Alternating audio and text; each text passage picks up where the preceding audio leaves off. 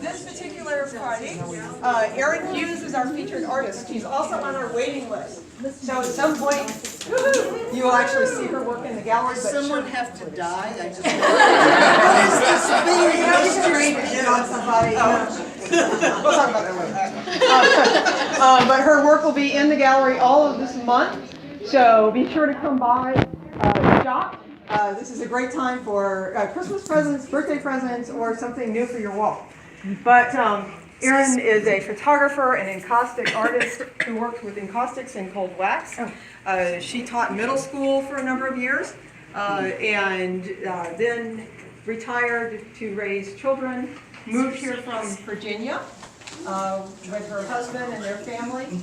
And we are honored to have her as our featured artist for this month. Tonight she's going to talk about the process, which is very interesting in the brief conversation we had. It certainly turned out differently than what I thought encaustics was, so I'm really excited to hear what she has to say. In the course of her talk, feel free to continue to munch. If someone needs to leave and you want to shop, feel free to circle around the back hall to Dell at the register and he can help check you out. But with that, Erin, I turn it over to you.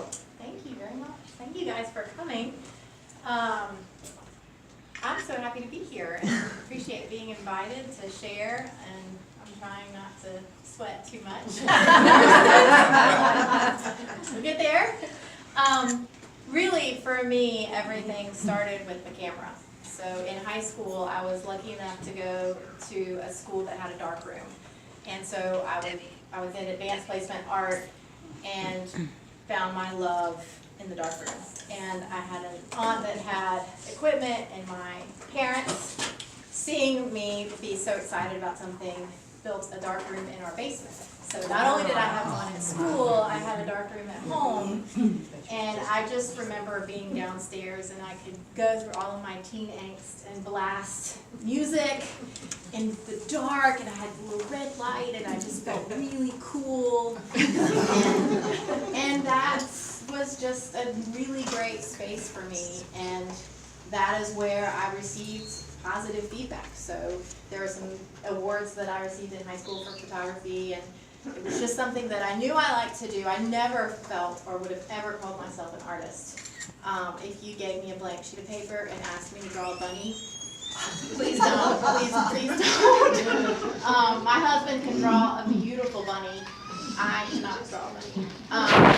But as I went on and went to college, I would take some darkroom classes and continue that just for myself. I was a biology major and went into teaching. And really, once I was out of school, I did a little bit more with film, but at that time, digital came out, and I didn't have access to a darkroom anymore. So really, digital just kind of took over, and that's what I did until 2012 is when I went back to film, and it's really when I went into medium format film. So a lot of you remember all the film cameras that we used to use are 35mm, and the negatives, are small, and just the normal cameras. Medium format, you have a much bigger negative. So instead of the negative being smaller, it's a good 2 inches. And this one's square. So this is an old Rolleiflex camera from the 60s, and it still works. It has no battery, and it's beautiful. And it's when you look through it, you have to look down, and everything is inversed. So when I'm looking down, and maybe some of you remember having these, but when I look down through this camera, you guys are all flipped. Wow. And it is amazing. I don't know if you've seen that YouTube video of somebody learning to ride a bike when it's going the wrong way. Your brain adapts. So eventually, your brain just switches, and you don't have to think about it anymore. It just happens, and it does get a lot easier. So in 2012, I took a 3-day workshop with Jonathan Canlis, who's a big-time family wedding photographer who specializes in film. So that's really when it was just like my whole world opened up, because now I didn't have to have a darkroom, and I could use film and then I could send my film off to a lab, and they would develop it, and then send me back digitally the scanned negatives. So now I have this beautiful two worlds. I can get the beauty and the softness of film, but in a digital product, so I can still pull it up in Photoshop or print it out, or just like anybody else would with normal regular pictures. So film has, what I try to explain to people is, when you're looking at digital, a lot of times you'll have a really fuzzy background, which is called bokeh, and you'll have a clear subject. And the gradient between the two, a lot of times, is sharp. And a lot of times with film, it's a much more gradual change. So it just has this life and feel, to me at least. A lot of people, they may not notice the difference, but it really spoke to me. And because you're paying per frame, because you're paying for there's a cost to it, it slowed me down. So instead of taking 1,000 pictures of one scene, it was, okay, now I have to really think, what image do I want? What do I want in this frame? What do I not want in this frame? And it's challenging in the sense that sometimes I really wish I could see it immediately. It kills me that I have to wait 3 weeks to get my scans back, and I don't know how I did, and I don't know if I mucked up the whole roll, or there's a lot of anxiety. but when I get the shot, then it just strikes me like nothing else does. So this picture, this is where it starts for me. This is I print my images on fine art paper with archival ink. This is my youngest daughter, Jane, and this is part of a body of work that I call Suspended, and it's really it's about suspending that moment of beauty, and it's really what I'm trying to do, is just pay attention to those moments that we pass by, the light that hits a certain way, the way the trees move, or the way that she was spinning in her dress, and just try to freeze it and hold it, because I know I don't want to let it go, but I know I can't hold on to it either. So this is, when I get an image that speaks to me in that way, I'll say, okay, this needs wax, this needs to go. And they don't always work, because there are a lot of times when I think, oh, that's going to work, I'm just going to put some wax on it and it's going to be great, and it's total rubbish, and it just doesn't, it just didn't.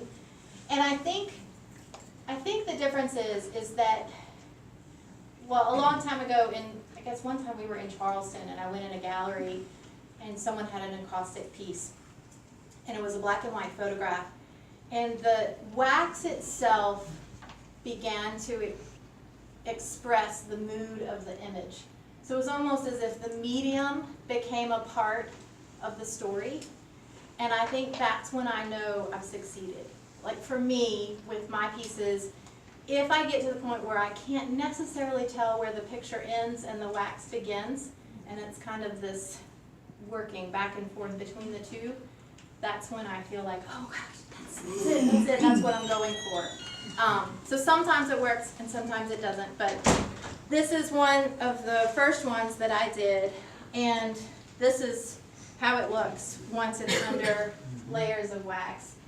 And what's cool is over time with encaustic, as it cures, it hardens. So it becomes much more resin-like and glass-like, but it still has that sculptural effect. So depending on how it's hanging, it catches the light differently, and it just gets this reflection, and you can see between, as you know, if you own a piece, it will get shinier and shinier, and you know, every 6 months or so, you can buff it, and it will bring out the shine even more. Just kind of a hit and drag, and so you can interact with it. And this one has a little bit of encaustic paint mixed in, so you can see the white in her dress. So that's some of the things that I brought tonight to show you is how I might add to an image. hopefully you would, I don't like, well, I guess I can't say that. Sometimes.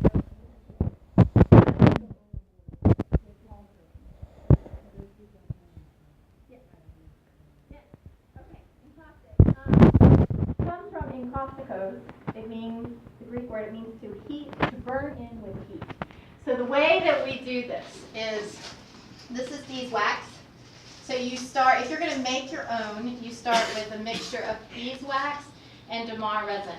And that's from a tree sap. And when you heat those and melt them together, you get a cake, or you get a liquid, and then you filter it, and you get an encaustic cake like this. And so this will harden and form. And you can buy it you can buy it already made. So you can buy it in chunks where you can melt yourself, or you can make your own cakes.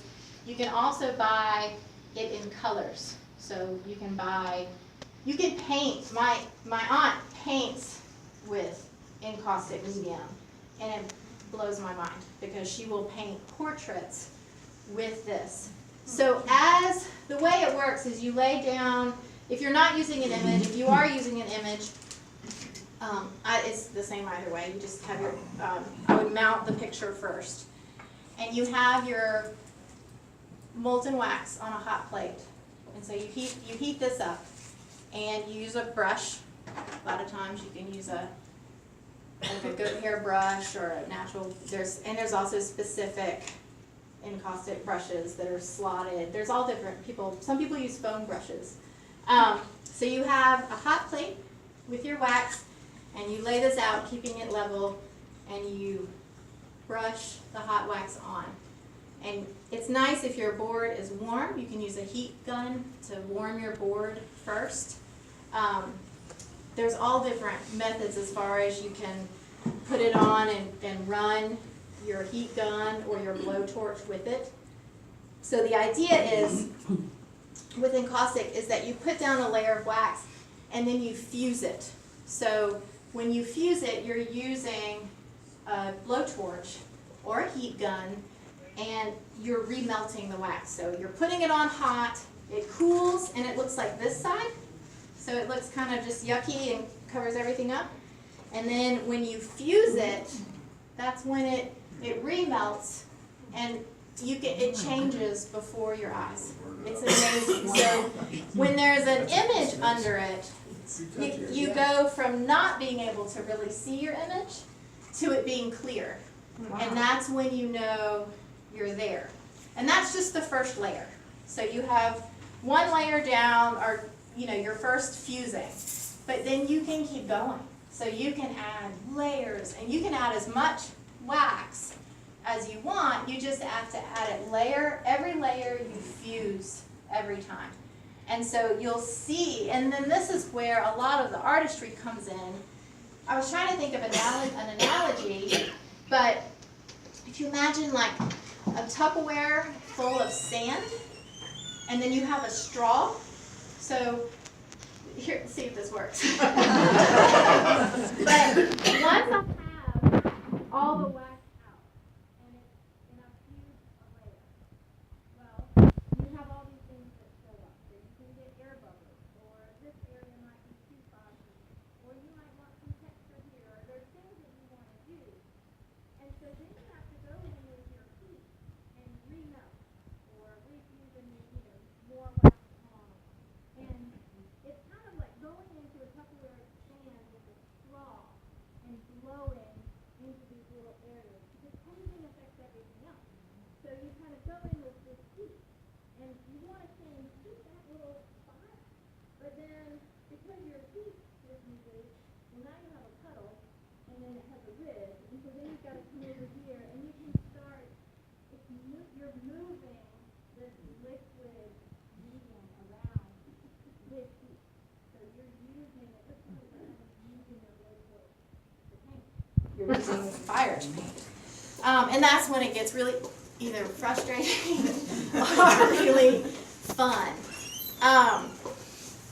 And so then at that point, I will be to this layer, and I will say, okay, what do I want to do next? Well, first I'll look and say, okay, does this work? Like, do I need to just go, toss it, or do I want to move on? And so then the next thing that I might do is come in with an image and use pan pastel. So you can then come in and add your color. You can do it with encaustic paint. I don't do that very much. I mean, I did it here, but I don't, sometimes I do it. If I do it, it's usually with black or white. But with color, I will use pan pastel or R&F encaustic oil sticks. So these can actually be heated. So this is can be used, it's real wet, and you can paint on it, you can smear it in, and you can fuse it. So you just can't trap it. So you can't, this takes forever to dry. So once you've used it, or if you've filled in, a lot of my carvings will be filled in with pigment stick. So at the very end, a lot of times I like to go back in and find some lines, and I'll carve them out with any of these tools, and then go in with pigment stick to fill it in. And that's the other fun thing about encaustic, is that I think it doesn't feel so permanent. If I don't like something, I can come and I can take my scraper and I can just scrape it off, and it will come off. And so I can go back to something and say, oh, okay, I want that to be a little different, or I want to take this off, or this is too strong, or, you have some flexibility there. So it's very much using your hands and carving, but what happened is it's also very, and I don't know how else to say this, but it can feel very tight. It can feel very, gosh, everything's like this, and if I get my heat too far out here, I was starting to feel very constrained. So when that happened, well, that's when I found cold wax. So hot wax, it just depends on your mood, Some days, some days I want to work with this, and other days I want to be free, and I want to not be limited by an image. And that's when I found that using a high ratio of cold wax to oil paint, I can break all the oil rules, so I don't have to follow all the oil painter rules, and then I can just paint. And so these paintings are actually cold wax and oil. And cold wax looks like Crisco. So it looks like this, and you put it out on your palette, and it's, usually for this type of painting, it's a 50-50 ratio. And so I'll mix it in with my oil paints, and these are really useful because you can scrape and layer, and you can still do the same thing. I still go in with my carvers and my scrapers, and I can have layers and layers of texture, but the surface can still, at the end of the day, I still kind of like a smooth surface, but I still want all the texture there. So that's how you build that up, is that I'll paint with the cold wax and oil and come back and scrape. But you have to wait for things to dry. Can you use them both on the same piece? You can use cold wax over encaustic. So this piece started out, remember how I said that not all images end up working out? Well, this one didn't work out. So way down deep here is a Pawleys Island dock. And it was not working for me. So I worked with it in all different ways until finally I just said, see you later. And I took a big thing of cold wax and covered it up and went from there. And so you can put cold wax over encaustic medium. You cannot put encaustic over cold wax. So you cannot heat cold wax. And it would be very dangerous to do so. So once you move into cold wax, you're kind of really switching gears. But I do love the substrate that the medium gives for the cold wax encaustic. It still has that sculptural element to it. So this is cold wax. Sometimes I'll do studies on paper, which is, these I think, I bet a lot of you painters do stuff. I think this is so fun because it's taped. You tape it and then you just play and have fun and you think it's terrible, and then you pull the tape off and it just looks totally different because all of a sudden you have edges and you couldn't see them before. So this is, and pigment sticks work with both. So I can, just like I can use these on my encaustic, a lot of this is pigment stick as well. It just takes forever to dry. So patience is not my virtue. And so suspended, I guess to conclude, one area I'm kind of focusing on catching these moments in time. So like this cow, this is encaustic. This is pigment stick. The lines on the cow. Okay. Sorry. It's on top of everything. It's just sitting there. It has wax over it. Okay. So this was this summer in France, and my husband and I, he's a big biker, and we were biking this mountain, and it was rainy and misty and cold, and we were riding along, and you couldn't see 4 feet in front of you. But then all of a sudden you heard these bells. You just heard these bells. And so you knew that there were animals somewhere. And then we came around the corner and there's all these cows just right in the road. And it was just one of those moments that I will never forget because it was beautiful. It was just magic. And it was just glorious in just this moment. And if we hadn't gone out in the rain, and if we hadn't done that, weather is such an interesting thing because it keeps us from so much. But going out that day, I was able to see this and capture this moment of beauty. And otherwise, this series is called Elements of Landscape, and it's more about finding the beauty in the things around us or in the things that you might bypass. It's not necessarily a moment, but it's just like, oh gosh, can you believe that there are that many layers in a flower? And then the cold wax pieces are meant to connect and talk. These are diptychs which hopefully talk to each other. And take some of the color palette and the shapes and the ideas. It's just my way of interpreting it. But that's what's here. I don't know. Does anybody have any questions? The pigment sticks they're not white.